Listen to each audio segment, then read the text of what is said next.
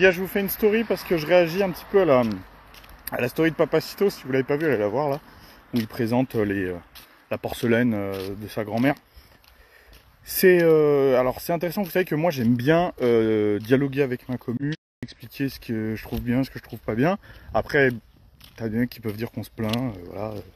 Moi, ce que je préfère que les choses soient dites, c'est vrai que je pense qu'il y a un espèce de non-discussion entre les influenceurs et leur qui fait que maintenant ils lisent plus les messages et tout. C'est ce que j'ai dit plusieurs fois dans des interviews, des podcasts, etc. Donc là, je voulais vous pointer un truc qui est vraiment, et en fait, qui l'a vraiment saoulé, et je le comprends parce que moi, il m'arrive très souvent la même chose. C'est le fait que ce qui est un peu compliqué avec des influenceurs comme nous, c'est qu'on essaye énormément de vous montrer des trucs qu'on trouve stylés, intéressants. Moi, je vous montre des paysages, des beaux produits, etc. Lui, c'est pareil, il essaye de mettre en avant à sa façon, avec des stories humoristiques. Et lui, je sais que ça lui tient à cœur de faire des trucs drôles, etc. Parce que mine de rien, c'est son boulot aussi, hein, de faire marrer les gens, tout ça. Je sais qu'il est comme moi, vous savez, vous voyez juste des petites stories, etc. Mais nous, des fois, on essaie de refaire les choses.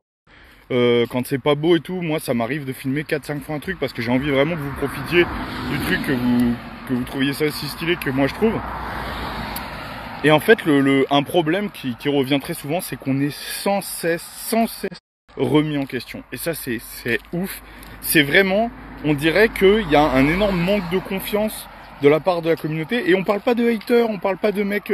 c'est vraiment monsieur tout le monde. C'est vraiment beaucoup de gens qui nous suivent et qui nous soutiennent. C'est pour ça que ça nous énerve. Parce que là, si c'était des fils de pute, on s'en foutrait.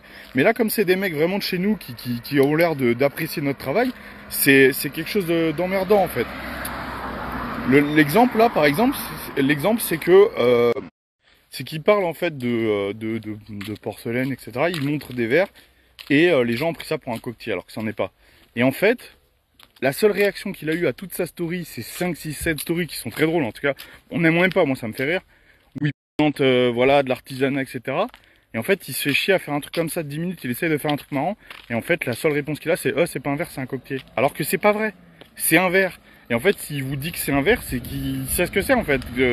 Papacito, il a il a le truc dans les mains, c'est quelque chose de familial. En fait, il faut lui faire confiance, quoi. Il faut se dire que s'il vous dit ça, c'est que c'est vrai. On peut pointer des choses quand c'est des sujets où vous voyez que le mec dit, je sais pas.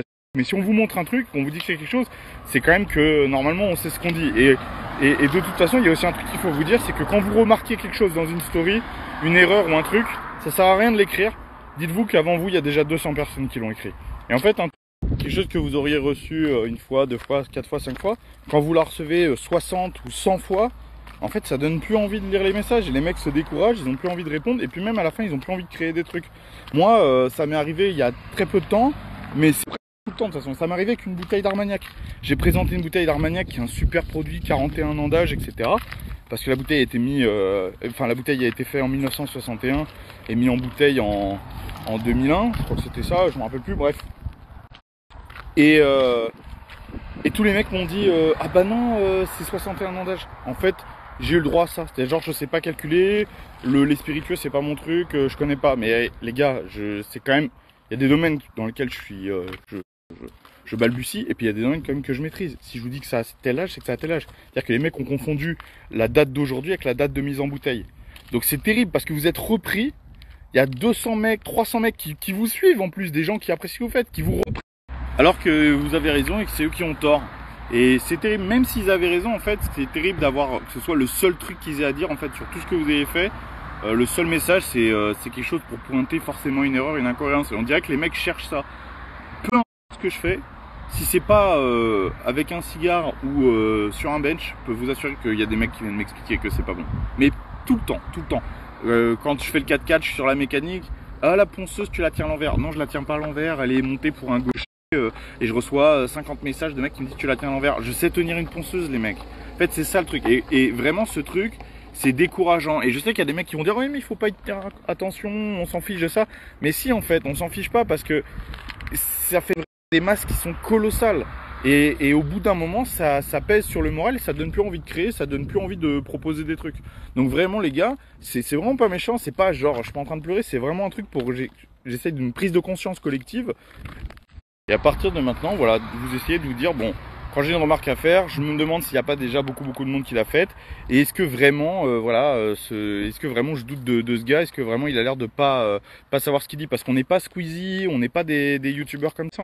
Quand on essaye de vous montrer des trucs ou de faire des trucs, généralement les gars, c'est un domaine dans lequel on sait ce qu'on fait, on sait ce qu'on dit, ou en tout cas qu'on est bien entouré, quoi.